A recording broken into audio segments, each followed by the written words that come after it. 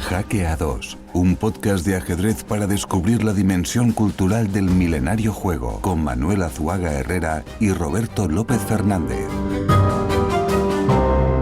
Azuaga Herrera, ¿qué tal? ¿Cómo está, amigo? Bien, ¿Sí? López Fernández. Nunca hemos hablado de los apellidos, ¿no? Azuaga Herrera, ¿qué más? ¿Qué más? Azuaga Herrera Moreno Gallego. Moreno Gallego. ¿Hasta ahí? No, podría seguir, pero necesito un esfuerzo. Bueno. ¿Y el suyo? López Fernández, López Palacios, Macho Rodríguez. Ah, pero lo está leyendo. No. No.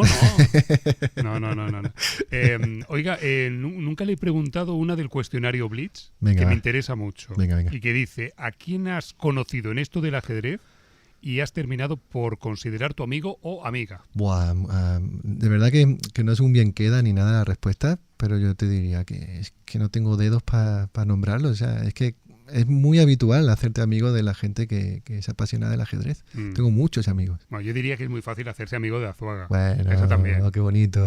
¿Has visto cómo hemos quedado?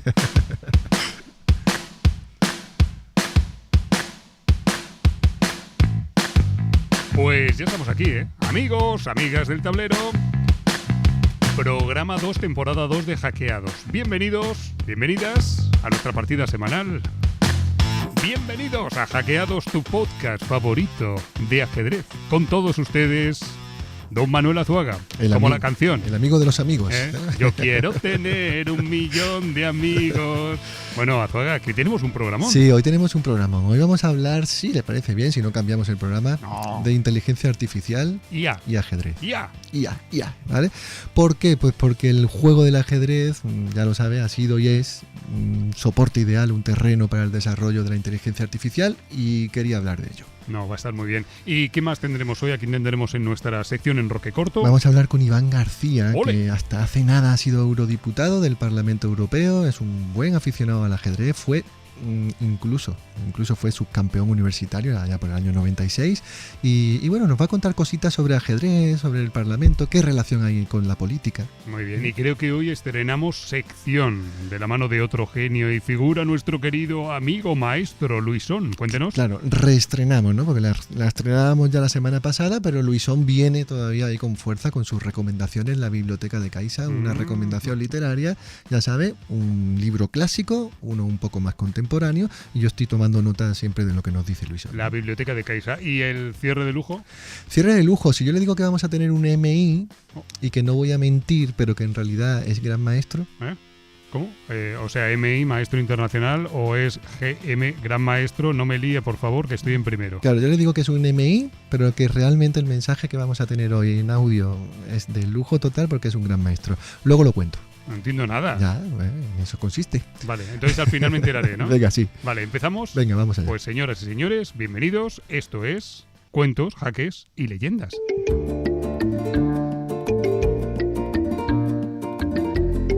El capítulo de hoy se titula Al otro lado del tablero, donde las máquinas piensan. Sí. Y hablando de máquinas, ¿necesitamos la máquina del tiempo? Claro, vamos a irnos además a un año que le va a gustar, año 65, Instituto de Física Teórica y Experimental de Moscú. ¿Pero por qué me va a gustar? Porque usted a esa época de los 60, muy yeye, siempre, ¿no? Sí, me lo imagino por ahí. Bueno, no sé si en Moscú, en este Instituto de Física, pero yo le pediría que teclee eso en la máquina a ver qué tal, ambienta. Vale. Me ha dicho Moscú, año 1965. Vamos a ver, venga, vamos a ver. Madre mía. Siempre que pienso en Moscú termino teniendo frío. Yo también. Como la canción,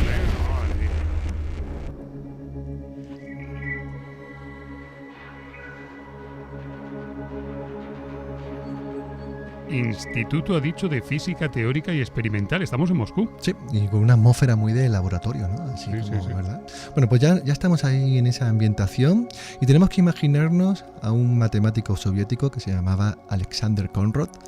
Y este Alexander estaba siendo muy criticado por sus colegas, allí cada uno en su ordenador, porque pasaba demasiadas horas, Roberto, jugando al ajedrez con una computadora M20 que tenía allí en el laboratorio. Ya me imagino, ¿no? A los compañeros. Ya está Konrad con la maquinita. Sí, exacto. El niño, que deje la maquinita. Sí, así, algo así, ¿vale? Bueno, pues Konrad se defiende de esas críticas con una frase que sigue siendo grabada en letra versal en el frontispicio de la historia del juego ciencia y que dice: el ajedrez es la drosofila de la inteligencia artificial. La drosofila, ¿eh? Pero un momento, ¿lo de la drosofila no era la mosca de la fruta? Sí, es la mosca de la fruta, que es el insecto experimental por excelencia en el campo de la biología, de la genética, ¿no? Entonces Conrad hace alusión a que desde un principio los padres de la inteligencia artificial, que ya sabes, Claude Shannon, Alan Turing, Minsky, ¿no?, sintieron en todos ellos una verdadera fascinación por las 64 casillas. Ahora sí, ahora me queda un poquito más claro.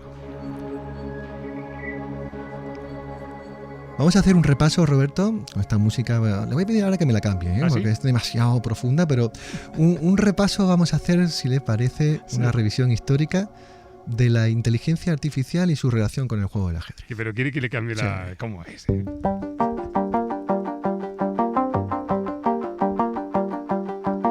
Bueno, alguna vez fuera de antena, Roberto, lo hemos hablado, hemos estado charlando sobre esta revisión histórica. Sí, pero antes de nada, porque si vamos a hacer justicia e historia, deberíamos hablar del turco, sí, el autómata ajedrecista, que además hemos tratado aquí en nuestro programa, ¿no? Claro, siglo XVIII, un invento de von Kempelen, ¿no? Y bueno, el turco, lo contamos una vez más si hace falta, no fue más que un formidable truco, ¿no? Magia, porque había un ajedrecista que manejaba desde la máquina, fantasía, allí, escondidito, ¿no? Siempre era un ajedrecista menudito para que cupiese, ¿no? Y allí estaba él en ese ingenioso sistema de compartimentos. En realidad, Roberto, el inicio de la computación y su relación con el tablero la podríamos arrancar o fijar en 1914. Hay que anotar esa fecha, que es el momento, ahora sí, que donde bueno, es obligado a hacer referencia, porque casi que deberíamos hacerle reverencia a un inventor cántabro, al gran Leonardo Torres Quevedo. Exacto, muy maestro, bien. Exacto. Gran Leonardo Torres Quevedo. Sí, hablamos de él también. Y ahí sí que empezamos a unir los dos campos, ¿no? El del noble juego y el de la computación. Leonardo Torres Quevedo fue quien diseñó la primera máquina de ajedrez de la historia. Hay que aclarar, para que no haya engaños, que la máquina en realidad no jugaba una partida normal, ¿vale? Es decir, que jugaba una posición ya ganadora, donde había un rey y una torre contra un rey, ¿vale? Pero eso no le quita ni un átomo de excelencia. Nada de mérito. Creo que en este eje cronológico, maestro, el próximo personaje tras Torres Quevedo, en el que deberíamos hacer una parada, es nada más y nada menos que Alan Turing. Claro, exacto, Alan Turing. Y tengo aquí marcado en rojo, Buenos Aires, Argentina, 1939, Torneo de Naciones de Ajedrez. Hablemos pues de una de las mentes más brillantes del siglo XX, el matemático, lógico, informático, teórico, Alan Mathison Turing. ¿Lo he dicho bien, lo de Mathison? Sí, lo ha dicho perfecto. Alan Mathison No Turing. lo sabía. Hablemos de Turing. Venga, estamos en 1939, Torneo de Naciones. Argentina, Buenos Aires. Argentina, lo hemos contado también alguna vez, el ejército nazi el 1 de septiembre de ese año invade Polonia y el equipo inglés, en una jugada política, ¿no?, que tuvo luego una enorme trascendencia, se retiró del torneo. 3 de los 6 integrantes de la delegación británica, que eran Hugh Alexander, Harry Golombek y Milner Barry, fueron reclutados por los servicios secretos de la corona. Si no recuerdo mal, los enviaron a Bletchley Park, a 80 kilómetros de Londres, ¿no? Exacto, sí, allí los reclutan y se ponen a ayudar al científico Alan Turing, que en ese momento estaba tratando de descifrar el famoso código Enigma, ¿no? Ese código secreto alemán, ¿no? No suena. Sí, exacto. Bueno, pues Hugh Alexander, uno de los 3 jugadores que estaban en las Olimpiadas, por entonces era el campeón de ajedrez de Gran Bretaña y sustituyó a Turing años más tarde como jefe de una sección que se llamaba HAT-8, que era el núcleo operativo de la misión, ¿vale? Entonces fue Alexander también quien se fijó en un criptólogo que había por allí, que se llamaba Jack Good, que además de criptólogo era un matemático que resultó, Roberto, clave en el desciframiento final del código nazi, lo que, por supuesto, acortó unos años la contienda. Todo un jugón, Jack Good, todo un jugón, Jack Good. Bueno, creo que, maestro, que a Turing en Bletchley Park le empezó a picar el gusanillo del juego del ajedrez, ¿es así? Sí, bueno, Turing sabemos que se hizo muy amigo de un tipo que se llamaba William Newman, que era hijo de Max Newman, que era un eminente científico del equipo que descifraba este código Enigma, ¿no? Bien, sabemos que Turing quedaba muy a menudo con este pequeño William, jugaban al Monopoly y, como no, al ajedrez, ¿no? También pasó que, y esto lo sabemos por una carta que le mandan a la madre de Turing, a Susan Turing, que Alan jugaba a la ciega, Roberto, que eso no se sabe mucho, pero Alan Turing jugaba al ajedrez a la ciega, ¿vale? Chulito. Y sabemos que un día le robaron el ajedrez y bueno, Alan Turing, sin pensárselo mucho, fabricó unas nuevas piezas con arcilla. Vaya tela, ¿no? O sea, le gustaba mucho el ajedrez. Vale, leo por aquí que Turing, atención, anunció que sería muy probable que los ordenadores, atención, pudieran programarse para jugar bastante bien al ajedrez. Pero ojo, porque esto Turing lo dijo en 1945. Exacto, sí, fue muy profético ahí, ¿no? Año 1945 y decía bastante bien, ¿no? Jugarían bastante bien y tanto que lo han hecho, ¿no? En principio su idea original pasaba, Roberto, por hacer que una computadora analizara todas y cada una de las jugadas candidatas hasta encontrar un error en la secuencia, ¿no? Es decir, figúrese que en la primera pues calcula también H3, H4, G3, G4, ¿no? Con blancas, ¿no? Un poco lento el proceso, Claro, ¿no? entonces este proceso era demasiado lento. Su colega Max Newman dijo: creo que este método basado en la fuerza bruta solo funcionará si no nos importa que transcurran miles de millones de años. Claro, sí, total. El número de partidas posibles, ¿no? De diferentes de ajedrez, que se estima que es un 10 elevado a 120, ¿no? Eso se conoce como el número de Shannon y está publicado por primera vez por uno de los padres de la informática, por Claude Shannon, en 1950. Y por supuesto la dimensión del cálculo de posibles partidas, este 10 elevado a 120, es inabarcable para el cerebro humano, ¿no? Otra figura de peso en esta historia de hoy fue el científico Donald Michie. ¿Quién fue este Donald Michie, Azuaga? Sí, poco conocido, ¿no? Entonces hay que explicar que mientras Turing y su equipo se centraban en el código Enigma, Donald Michie controlaba en otra sección de aquel enigmático Bletchley Park la supercomputadora Colossus, que le he puesto ahí una fotaza. Sí. Mira, supercomputadora de verdad, ¿no? Lo grande que es una pared entera llena de botones y cables, ¿no? Considerada el primer ordenador a gran escala, ¿no? Ahí estaba Michie, que tenía 1500 lámparas, sí. Aquello era una maravilla, ¿no? Sí, es pero como, muy grande. Como un conjunto de gigantescos armarios equipados con poleas, con interruptores, botones. Sí, este primer ordenador era capaz de una potencia de procesamiento de 5000 caracteres por segundo. Total. Bueno, es fenomenal, teniendo en cuenta que estamos hablando de la década de los 40, claro. Totalmente. Sí, no, es un artilugio maravilloso. No, es maravilloso, hecho, ¿no? Sí. Muy vintage hoy, pero muy útil y muy novedoso en aquel momento, ¿no? Bien, pues Turing y Michie se hicieron grandes amigos, ¿no? Michie estaba con este Colossus 8, Turing estaba por allí, se hacen amigos y al mismo tiempo que discutían sobre informática y programación, jugaban, como no, al ajedrez, ¿no? Entonces, a partir de estos encuentros, a Turing se le encendió la bombilla, nunca mejor dicho, y él pensó que las máquinas de ajedrez deberían usar no la fuerza bruta, sino la heurística. Ole, qué listillo, este Turing, porque gracias a este giro hacia la heurística, dejando atrás la fuerza bruta, Turing logró diseñar un programa de ajedrez, ¿verdad? El llamado Turosham. Exacto. Que es verdad que hay que explicar un poco qué es la heurística, ¿no? La heurística que ha quedado así como un palabra, ¿no? En realidad es decirle al ordenador que también hay otros elementos, como la seguridad del rey o el valor de las piezas, que debería tomar en cuenta, no solo el cálculo, ¿no? Y efectivamente, ¿no? Inventaron el Turosham, ¿no? Que fue un programa de ajedrez ya de verdad, y lo maravilloso es que para ello Turing empleó un lápiz y un papel, ¿no? Todo muy analógico, ¿no? Artesano, ¿no? Total. Bueno, pues aquel era el único modo a mano de poder proyectar todas las futuras jugadas de esta máquina de Turosham, ya que por entonces no existía ningún ordenador que fuese capaz de ejecutar esta tarea, y digamos que el ajedrez, Roberto, me voy a poner así pomposo, fue la liebre en la carrera de la computación y no al revés. El ajedrez, atención a lo que ha dicho Azuaga, el ajedrez fue la liebre en la carrera de la computación y no al revés. Y ahora ya lo pensáis. ¿Vale? Bueno, el algoritmo de Turosham era tan sofisticado que ninguna computadora le podía seguir el paso, ¿no? Exacto. Bueno, en 1952 Alan Turing utilizó su programa, Turosham, para jugar una partida completa contra un científico que se llamaba Glennie, y Glennie le ganó a la máquina en 29 movimientos. Turosham, fíjese, invirtió 30 minutos para el análisis de cada una de sus jugadas. Hicieron 29. Paso corto, vista larga, ¿no? Exacto. Bueno, pues unos años antes, Turing declaró sus intenciones ante la Real Sociedad Astronómica de Londres y él dijo: lo que quiero es una máquina que pueda aprender de la experiencia. Pero bueno, vamos a volver un momento, antes de ponerle guinda a esta historia, a Jack Good. Jack Good, el jugón. El jugón. El jugón. El criptólogo. El criptólogo, ¿vale? el Eso jugón. es, ¿vale? Jack Bueno. Good, es que tiene nombre de jugón además. Total. ¿Por qué volvemos a él? Porque Jack Good en 1965 escribió un artículo en el que defendía que si los humanos podíamos diseñar un intelecto artificial superior al nuestro, entonces este intelecto podría construir, siguiendo un modelo exponencial, otro nuevo intelecto aún más poderoso y así sucesivamente, ¿no? Es decir, usted se hace una idea, ¿no? Sí. Bueno, pues esta inquietante teoría de Good llamó la atención de un director de cine.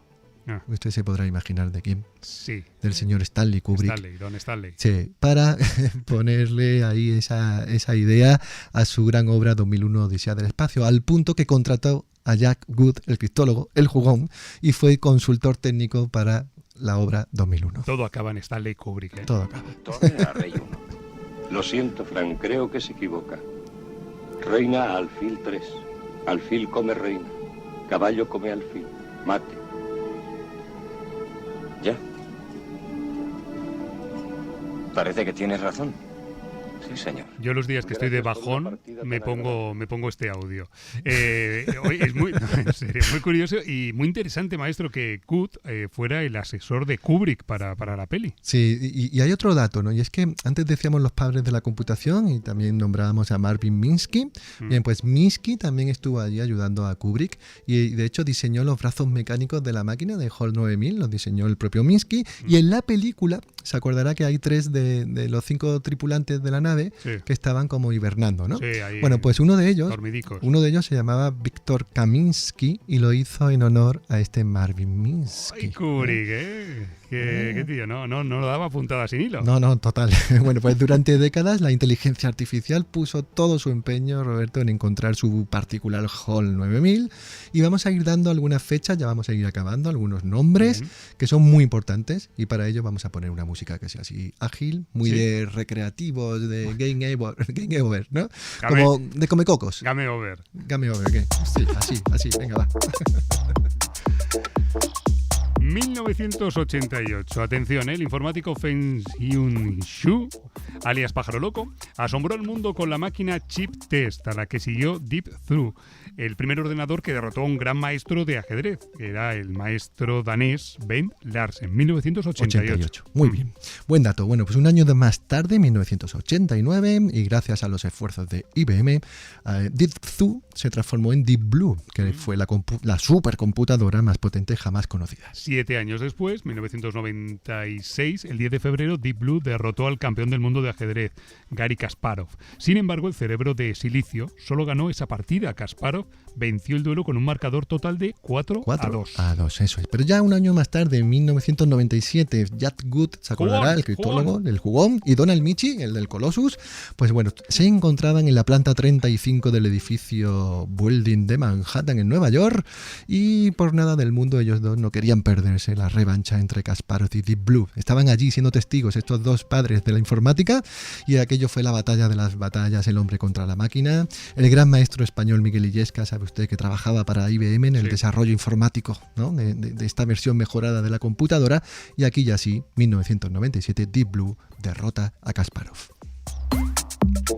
Bueno, y damos un salto en el tiempo, nos vamos a 2017, finales de aquel año. El programa AlphaZero, propiedad de Google, supuso un nuevo punto de inflexión en la historia de la inteligencia artificial. En un total de 100 partidas con apertura libre, AlphaZero venció al todopoderoso módulo de ajedrez Stockfish 8, con el increíble resultado a su favor de 28 victorias, 72 tablas y ninguna derrota. Pero aún más asombroso fue conocer que AlphaZero aprendió a jugar en solo, atención, 24 horas en un proceso de autoaprendizaje. Alucinante. Muy loco eso, ¿no? Lo de que aprenda sobre una máquina. Muy inquietante, ¿verdad? Sí. Bueno, vamos a terminar. Vamos a volver a esa atmósfera de laboratorio con la que hemos empezado para darle la guinda. Ahí estamos. Perfecto. Y vamos a volver a Turing, porque le quiero leer, Roberto, a ver si así se inquieta algo, lo que nos dijo en su día, hace ya décadas, Alan Turing. Adelante. Y él decía, abro comillas, no hay duda de que las máquinas no morirán y podrán conversar unas con otras para agudizar su ingenio. Por lo tanto, deberíamos contar con que en algún momento acabarán tomando el control.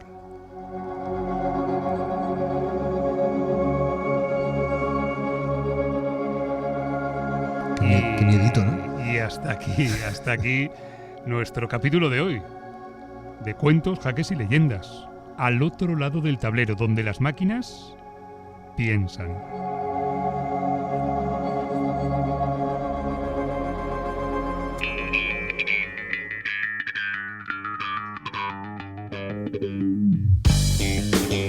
Y ahora en Roque Corto, Azuaga, hemos tenido un momento de podcast, de radio apasionante, y creo que el que viene a continuación lo va a ser. Así que por favor sea tan amable, háganos el perfil de nuestro siguiente invitado. Con mucho gusto, Roberto. Venga. Vamos a hablar, lo decíamos al principio, con Iván García, que es jurista, ha sido hasta hace nada, hasta julio, eurodiputado del Parlamento Europeo.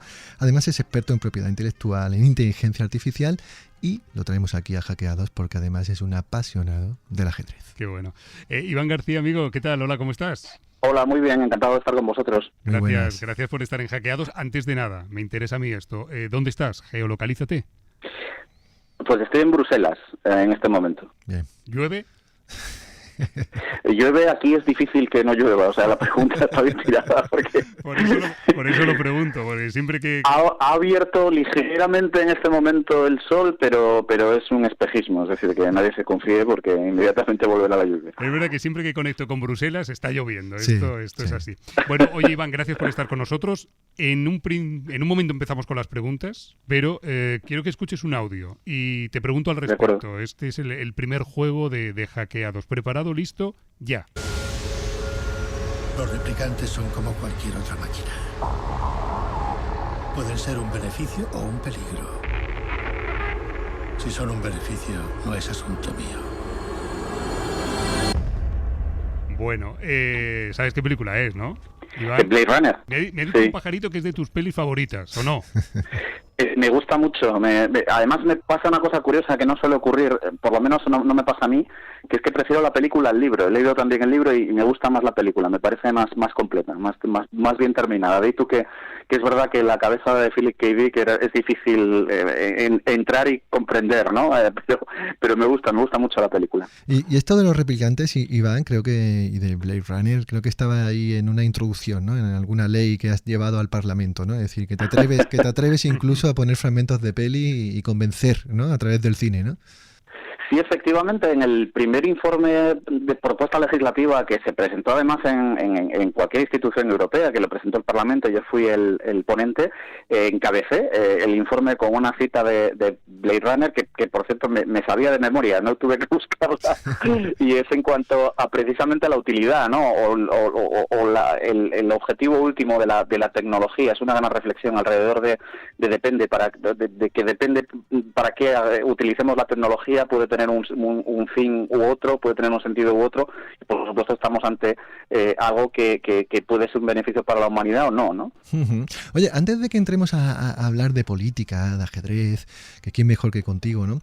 Me gustaría contarle a los hackeados, que son nuestros oyentes de este podcast, algo que creo que no se sabe mucho, ¿no? Y es que en abril del año 21 se organizó un torneo de ajedrez entre parlamentarios europeos, ¿no? Es decir, 32 delegadas y delegados de 15 países, Roberto, esto es muy loco. Yo me vacilo. Sí. Señor. Y disputasteis un torneo de ajedrez online, ¿no? Entonces, bueno, estabas allí jugando, representando, no sé si ahí representas España o vas por tu cuenta, pero me parece curioso. Por mi cuenta, creo, sí. La pregunta es, Iván, ¿cómo se gestó esta experiencia frente al tablero online y que reunió a tantos políticos alrededor, ¿no? Pues nos contactó la Federación Europea, no sé de dónde venía la voluntad. En principio, además, yo creo que estaba previsto que se hiciera físicamente en algún país europeo. Europa, por cierto, entendido en sentido muy lato, porque Europa estaba también Kazajstán, Uzbekistán, todos los estanes. Pero bueno, fue una experiencia curiosísima y muy grata. Bueno, yo mismo jugué hasta con dos grandes maestros, Sí. un gran maestro y un gran maestro, ¿no? Y la verdad es que era un torneo de cierta fuerza. Quiero decir que cualquier aficionado conocerá a Stefanova o a Van Belli. Era un torneo ciertamente fuerte. Yo lo disfruté mucho. Me comporté como un mendrugo un par de partidas, pero bueno, igualmente gané muchas, así que estoy contento. Me ha gustado eso de como un mendrugo. Oye, poniendo el foco en este torneo tan, digamos, atípico, el ganador fue nada más y nada menos que Víctor Bologan, Sí. un ajedrecista muy fuerte, muy conocido además por su obra de divulgación y que al menos en ese momento era miembro del Partido Socialista, en el Parlamento moldavo, si no me equivoco. Sí, eso es. Ya digo que es que había jugadores muy fuertes. Ya digo, yo mismo me enteré en aquel momento de que Van Belly era diputado en el Parlamento neerlandés, por ejemplo, ¿no? En fin, fue una experiencia muy interesante. Ya digo que creo que tuve chances de tener mejor clasificación, pero bueno, aún así estoy contento por haber tenido la experiencia. Lástima que no se repitiera. Sí, total. Bueno, Van Belly, campeón de... Bueno, iba a decir Holanda, ahora hay que decir Países Bajos, que si no se... Países Bajos. Eso es. Sí. Y pertenecía en 2021 al Foro de la Democracia, el FVD, un partido cercano a la extrema derecha y algo populista. No, él está en... ¿Cómo se llama este partido? Es un partido liberal, está en la familia liberal. No, a lo mejor hay otro Van Belly. Pero este Van Belly era parte de es algo, tiene un nombre al final, 21, ya no me acuerdo exactamente cuál es el nombre, pero está en la familia liberal. Y además diría que es el partido como hipster, el partido más hipster de Europa. Bueno, entonces que los perdone, Van Belly. Fe de ratas. La pregunta, fíjate, me lo has dejado en bandeja de plata porque ¿cómo casa, Iván, la afición por el ajedrez con la ideología? ¿Hay alguna relación directa? Si es que la hay, ¿eh? Es una grandísima pregunta que no tengo rudimentos, conocimiento ni sabiduría para poder contestar, pero bueno, pasa como con la cultura. En muchas ocasiones también sabéis también que soy un gran amante de la cultura y trabajo y he trabajado en el ámbito de la cultura, y es verdad que es recurrente decir que la cultura es un antídoto frente a pulsiones humanas tan básicas y reptilianas como el miedo o como la desconfianza, pero en la práctica tenemos muchos ejemplos a lo largo de la historia de personas absolutamente lamentables y con ideas terribles y que sin embargo tenían cierta vis cultural. Si vamos a Lequine, por ejemplo, es un personaje absolutamente repugnante, por lo menos desde mi perspectiva, y sin embargo, bueno, pues prácticamente es el epítome del ajedrez, ¿no? O uno de los grandes picos de la historia. En fin, no lo sé, no sé si existe esa relación. Yo tiendo a pensar que una persona que tenga pues apetencia por un ejercicio intelectual, que tenga capacidad de reflexionar, va a tender a tener posiciones más abiertas ante la vida, pero yo creo que eso es más un desideratum, un wishful thinking que una realidad. Sí, pobre Alequín, Iván. Un día vamos a hablar seriamente, porque pobrecito, estaba un poco condicionado por el contexto histórico y demás, pero bueno. Sí. Es verdad, y además he reseñado que mi opinión, quiero decir. Sí. Está muy bien eso. Bueno, antes de que sigamos hablando de esta primera ley de inteligencia artificial en la que participaste, que va a ser lo próximo por lo que te abordemos, sí me gustaría pararme un poquito. Has dicho antes que jugaste con Van Belly, ¿verdad? Con el gran maestro que antes hablábamos. Sí. Y tengo aquí la partida y todo, y le hiciste una Budapest. ¿Ah, sí? Sí, cometí el... Sí. Y oye, jugaste muy bien hasta cierto momento en la que ya, bueno, la ventaja blanca, y además un gran maestro muy, muy fuerte, ¿no? Pero bueno, fue divertida, ¿no? ¿Te acuerdas de la partida? Me cargué mucho de tiempo. Sí, me cargué mucho de tiempo. Tenía una posición yo creo que bastante equilibrada y con posibilidades, pero me dolió más perdí también con Stefanova, fue las dos partidas que perdí, y con Stefanova tenía una ventaja muy clara cuando entramos en la fase final y ese me dolió más. Está bueno, pues oye, como tú dices, al final es un gran maestro, y bueno, después de haber jugado en Budapest, lo menos que te puede pasar es perder. Pero ya que sí que me lo pasé bien y lo disfruté. Qué bien, qué lujo, ¿no? Bueno, vayamos a esa primera ley de inteligencia artificial. Yo tengo aquí el titular y tú haces la pregunta. Sí. Dice: el eurodiputado leonés Iván García del Blanco, ponente clave en la primera ley de inteligencia artificial de la Unión Europea. Totalmente. Esto suena muy bien. Bueno, es que es así, no solo suena bien, sino que, bueno, Iván formó parte del equipo español que participó, bueno, en todos los debates. Estuvieron casi, Roberto, a mí esto me volvió muy loco cuando lo leí, casi 40 horas, 37, 38, ¿no? Creo que te oí contar en redes. Seguidas, ¿no? Para, bueno, negociar la puesta en marcha de una legislación que fue pionera, que ha sido, pues, la primera, ¿no? Para controlar, digamos, todas las acciones que se toman por las máquinas de aprendizaje automático en la Unión Europea, ¿no? Entonces, ¿en qué punto exacto estamos, Iván, en este campo? ¿Podríamos, no sé, en un minuto contar por qué es tan importante este hito, esta primera ley de la inteligencia artificial? pues bueno, fueron 5 años de trabajo, que es verdad que acabaron por culminar en una negociación de 30 y tantas horas, pero bueno, ya digo que fue un tiempo de un trabajo ciclopeo, ¿no? De diferentes familias políticas, diferentes contextos culturales, diferentes intereses, gobiernos también de signo diferente, en fin, un pequeño milagro al final. Es una ley que en el fondo lo que intenta es pues hacer compatible el desarrollo tecnológico, la evolución tecnológica y por supuesto la productividad que puede lanzar esto con la protección de unos derechos individuales y algunos valores colectivos que entendemos que son esenciales para seguir siendo quienes somos, países democráticos, estados de derecho, estados sociales que protegen unos determinados valores. ¿Esto quiere decir que la ley va a ser perfecta? Pues seguramente no. Habrá que corregir cosas, habrá que implementar otras nuevas, porque estamos ante una tecnología que está en permanente evolución y por eso también la dificultad de regular esa cuestión y por eso también el mérito de ser los primeros en el mundo. Pero tan mal no lo habremos hecho, porque lo que veo en derecho comparado, lo que veo en otros lugares del mundo es que progresivamente se van tomando medidas muy parecidas a las que hemos tomado nosotros, ¿no? Muy similares. Miremos donde miremos, el continente americano, a Asia, África va un poco más despacio, pero en fin, el mundo entiende, cada vez hay un consenso mayor en cuanto a que necesitamos unos aspectos muy básicos protegidos. Y a partir de ahí, pues obviamente el debate es si necesitamos más regulación o menos regulación, si es excesiva, si nos quedamos cortos, en fin, por eso estamos en una democracia.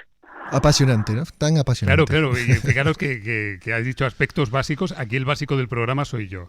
Y cuando hablamos, Iván, de inteligencia artificial, os lo digo en serio a los dos, no sé si estamos ante un desafío apasionante o ante algo aterrador. Iván, ¿me tranquilizas o debo asustarme? A mí, personalmente, me asustan más algunas personas. Quiero decir que en todo caso, al final, la inteligencia artificial es verdad que tiene unas características muy singulares y por eso amerita unas reglas muy concretas, adicionales a todo lo demás, a todo lo que ordena nuestra vida, ¿no? Tiene una potencia brutal, pero creo que tiene una potencia brutal desde la perspectiva de los beneficios, ¿no? Cada vez que echamos un vistazo a noticias relacionadas con la medicina, por ejemplo, de verdad que es para quedarse con la boca abierta, ¿no?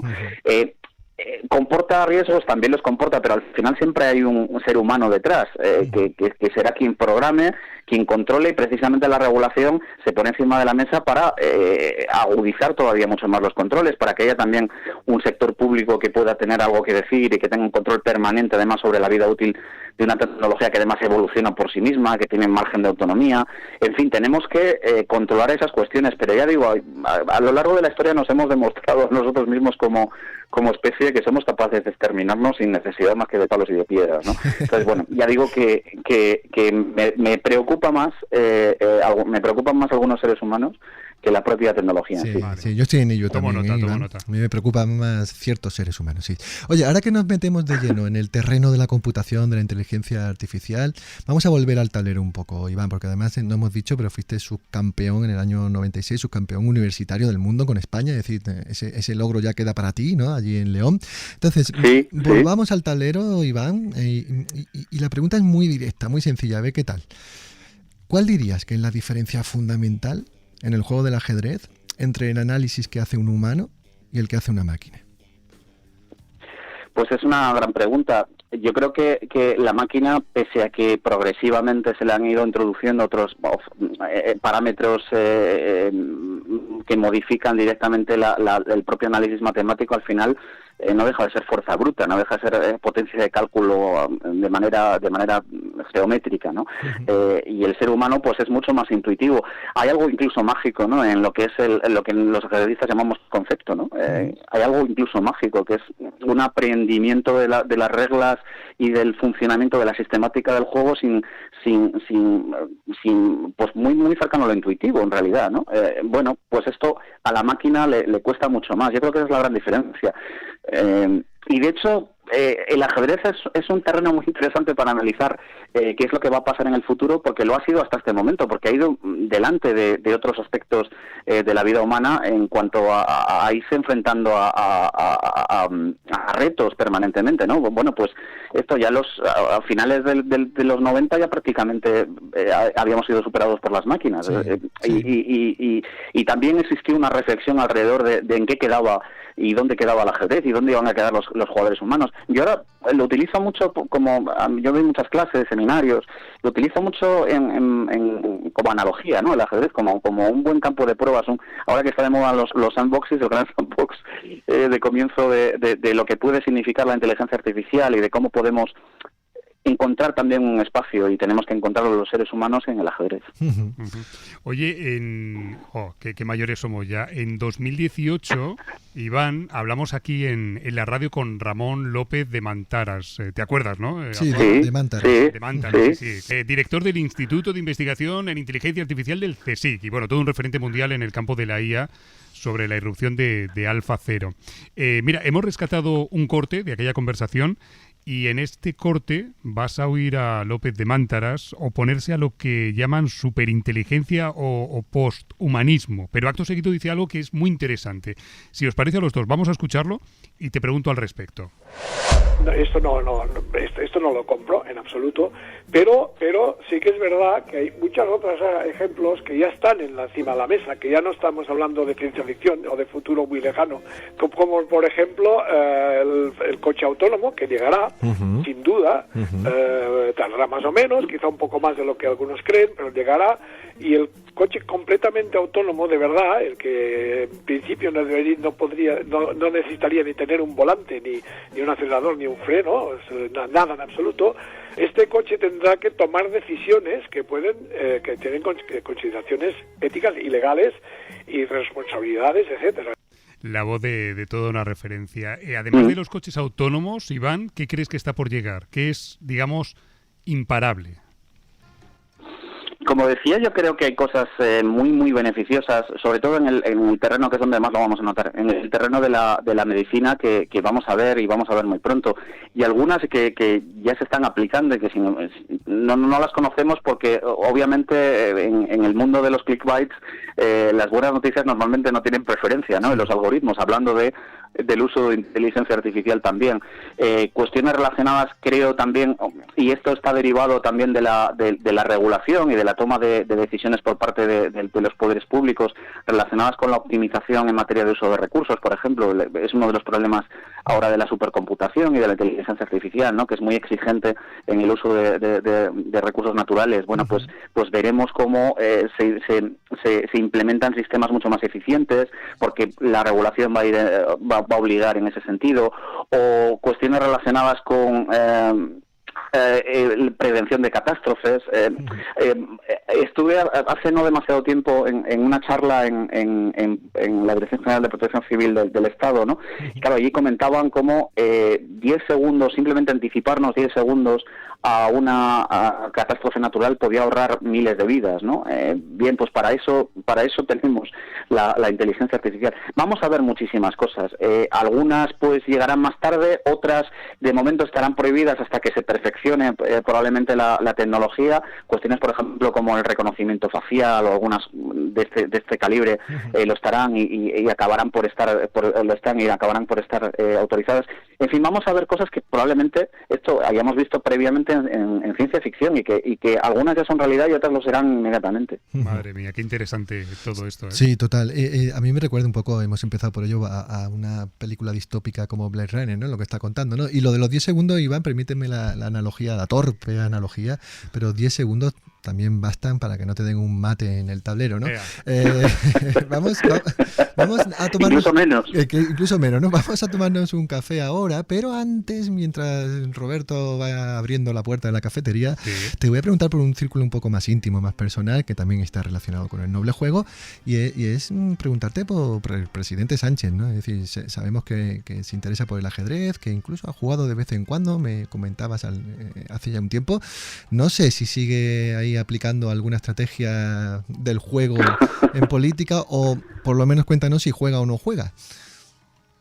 Pues sinceramente lo desconozco porque hace mucho tiempo que no tengo un contacto con él, pero bueno, sí que estaba interesado, yo creo que intelectualmente interesado, ¿no? Y alguna vez sí que tuvimos la ocasión de que me preguntara cosas o incluso le enseñara alguna cosilla, algún truquillo, ¿no? Él sabía mover las piezas. En fin, yo espero espero que sí que lo aplique, igual que espero que todos los políticos que tienen responsabilidades lo hagan, ¿no? Lo que sí veo es que, lamentablemente, bajo mi punto de vista, cada vez se ve una política mucho más especulativa y muy de corto plazo, ¿no? Más que estratégica y pensando a largo, ¿no? Esto tendríamos que corregirlo. Estamos de acuerdo en ello. Sí, señor. Los políticos son muy de enrocarse, ¿no? Sí, esto, también. Cada vez son más cafeteros.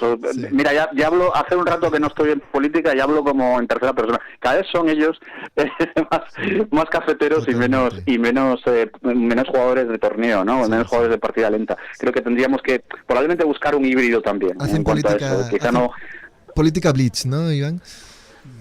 Sí, y blitz y algunas veces incluso bullet, ¿no? Sí, total. De todas maneras dices eso, Iván, y yo creo que todos somos políticos, ¿eh? En lo que hacemos, incluso todos lo somos. En lo que no hacemos. Sí. Oye, vamos a la cafetería. Venga. Mira, sonido de cafetería. Iván, invitamos a nuestros protagonistas de Enroque Corto a tomar un cafelito y luego te vamos a hacer el cuestionario Blitz. ¿Cómo tomas el café a esta hora? Pues normalmente solo largo, pero a esta hora, si es ya por la tarde, intento no tomarlo porque cada vez me afecta más. Esas son las cosas de hacerse mayor. Te lo puedes tomar sin problema. Venga, voy por un descafeinado de máquina, de estos buenos. No, solo largo. Pónmelo que me dice Manuel que todo bien. Sin efecto secundario. A mí un solo bien cargadito. Vaya por ello. Que lo necesito. Y bueno, no sé si sabes, pero bueno, aquí realmente lo que vamos a hacer es someterte a un cuestionario Blitz, donde tu compromiso contigo mismo, con la audiencia, es contestar modo Blitz. Y luego tenemos una maquinita, tanto que hemos hablado de inteligencia artificial, que va a controlar, te va a testar, si lo has hecho bien, te va a aplaudir, y si no, te va a buchear. Ya estoy por aquí con los cafés. Mira cómo se ríe Iván. Sí, ¿estás preparado, no, Iván? Sí, preparadísimo. Venga, pues, atención, Bienvenidos a nuestro cuestionario Blitz de Hackeados. Hoy en la silla de tortura, Iván García del Blanco. Venga, primera pregunta facilita, ¿blancas o negras? Blancas. Venga, ¿alfiles o caballos, Iván? Depende del contexto, tendría que decir, pero bueno, si tengo que elegir uno, me quedo con los alfiles. ¿A quién le regalarías un tablero de ajedrez? Bueno, antes lo he dicho, a todos los que tengan que tomar decisiones trascendentales que nos afecten al colectivo, se lo regalaría para que por lo menos pudiera aprender pensamiento estratégico. Perfecto. ¿Qué dirías, Iván, que es lo mejor del ajedrez? Pues yo creo que la capacidad precisamente de desarrollarse uno personalmente en ese sentido, en desarrollar la capacidad de cálculo, la capacidad de pensar estratégicamente, y hay una perspectiva además, supongo que ocurra con otras disciplinas individuales, ¿no? Como es el desarrollo de la responsabilidad. Esto de no poderle echarle la culpa a nadie de lo que a ti te pasa, creo que es algo que también en estos tiempos sería más útil que nunca generalizar, por lo menos en la enseñanza. Un momento, quitarme la sintonía. Sí, recuerda, Iván, es cuestionario Blitz. Recuerda, no me quiero poner que borde. te estás jugando el abucheo, No me quiero poner borde, es cuestionario Blitz. ¿Vale? Es que me lo pregunta. No, preguntas cortas, respuestas rápidas. Bueno, seguimos, venga. Bueno, te ha preguntado el maestro por lo mejor y lo peor del ajedrez. Bueno, yo creo que lo mejor es la capacidad de desarrollo del cerebro y también el desarrollo de la responsabilidad personal. Vale, entonces ¿lo peor? ¿Lo peor?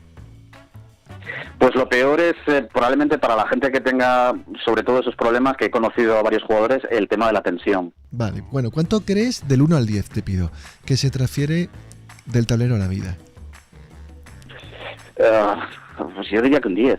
Venga. ¿Con quién te gustaría jugar una partida de ajedrez y aún no lo has hecho? Hombre, mi sueño sería Bobby Fischer, eso ya no lo podría hacer, pues si no con Magnus Carlsen, que es el mejor, ¿no? Vale, sí, me apunto. Oye, si te hago caballo F3, la reti, que últimamente se la hago a todos los invitados, ¿qué me juegas? Bueno, pues te juraría por dentro, porque no me gusta nada, pero te juraría seguramente F5. Venga, vale. ¿A quién has conocido en esto del mundo del ajedrez y has terminado por considerar tu amigo o amiga? Bueno, mira, a Leoncho García, por ejemplo, y no hace tanto tiempo, un puñado de años, y lo cierto es que ahora tenemos una relación muy estrecha. Un saludo ahí para Leoncho, para el buen amigo. Oye, ¿Guqués o Diliren? ¿Cómo ves en porcentaje el título de campeón? y yo creo que va a ganar Guqués por goleada. ¿Cuál es tu punto más fuerte como jugador? Yo creo que tengo buen concepto. Creo que tengo un buen concepto ajedrecístico, sí. Uh-huh. ¿Y tu talón de Aquiles en el tablero?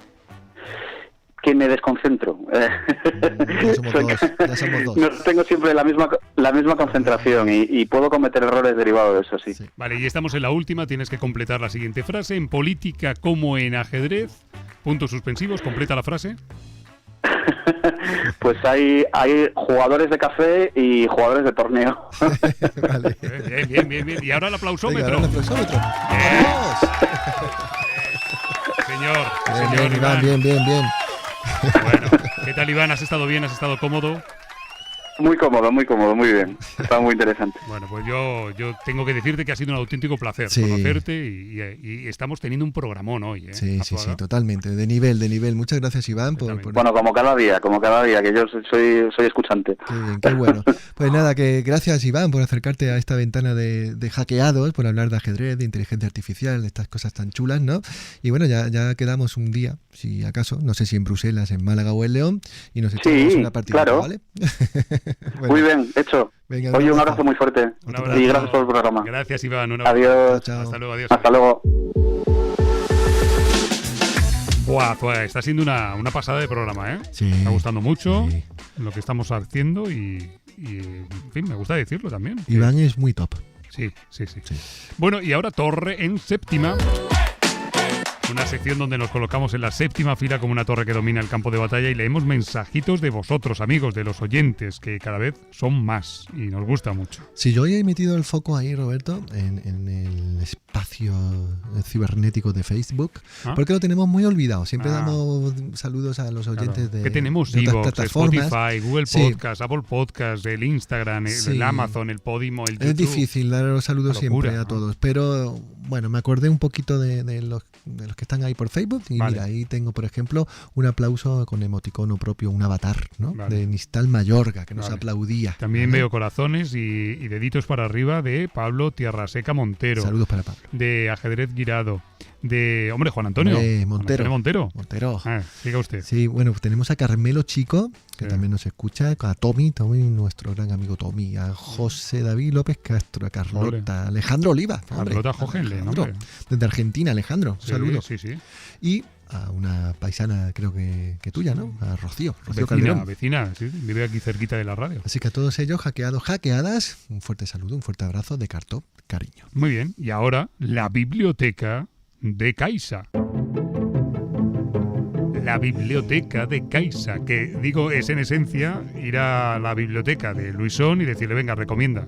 Sí, además, si hay alguien que conoce Mienda, esclavo. al dedillo, cómo funciona la biblioteca, ese es Roberto López. Sí. ¿Cuántos títulos tenemos? Dos por programa. Por tanto, ¿cuántos tenemos ya? Tenemos hasta ahora 4. Muy bien. Uno clásico, otro moderno, ¿verdad? Correcto. ¿Y qué trae hoy? Pues mejor que lo cuente él. Venga.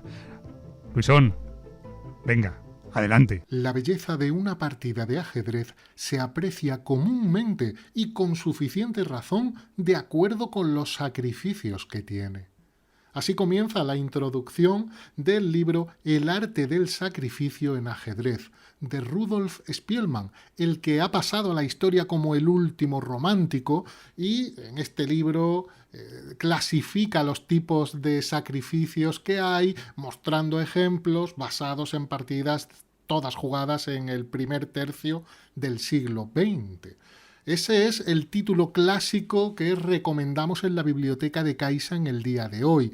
Y el título actual, El mejor de los tiempos. Son 2 tomos escritos por Antonio Gude sobre la historia del ajedrez en el siglo XX, con partidas maravillosas, anécdotas, historias, y que nos da una visión general de todo lo que ha ocurrido en el siglo XX sobre el tablero y alrededor del tablero también.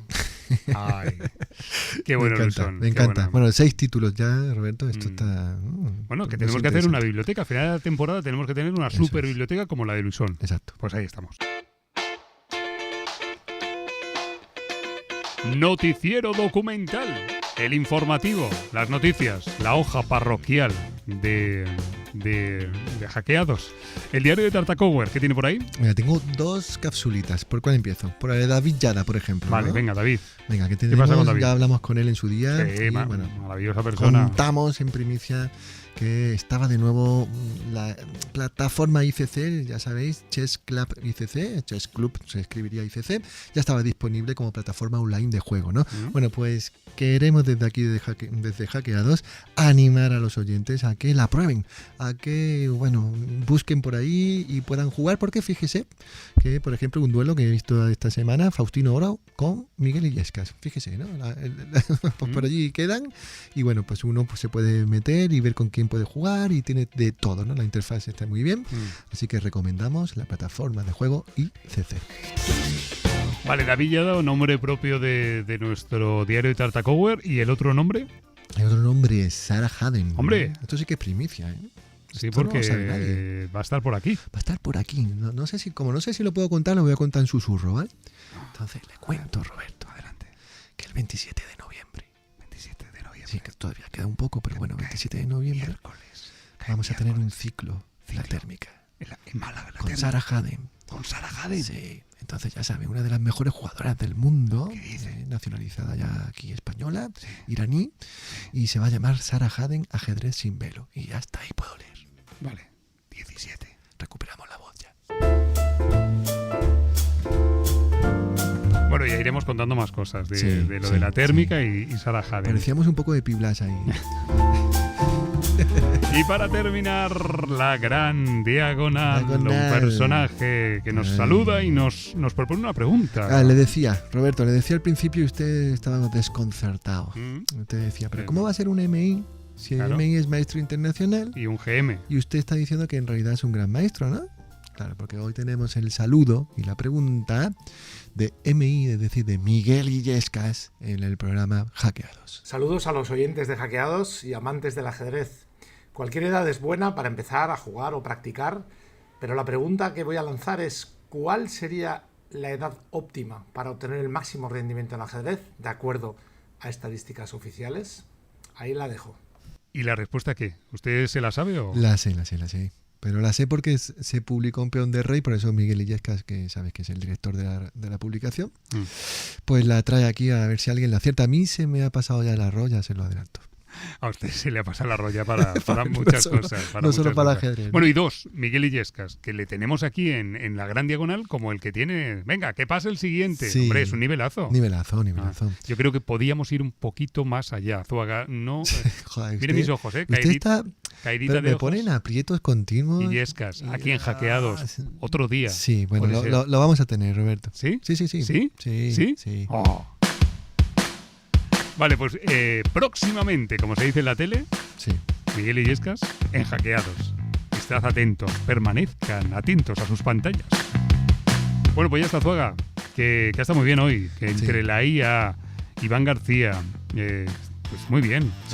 Programó un programa muy aseadito, alicatado hasta el techo. Sí. Bueno, la semana que viene, más ajedrez. ¿Y algo más? Y sí, es que estoy pensando, o sea, me quedo así en silencio casi porque estoy pensando que algún día, se lo dije antes, le voy a defraudar mucho, ¿eh? ¿Por qué? Porque no le voy a traer a quien me pide, porque me voy a equivocar, porque, no sé. Está cerca ese día, ¿eh? Está cerca. Que no me caso. Que no haga caso. Que no va a ser, que no. Adiós. Adiós a todos. Adiós a todos.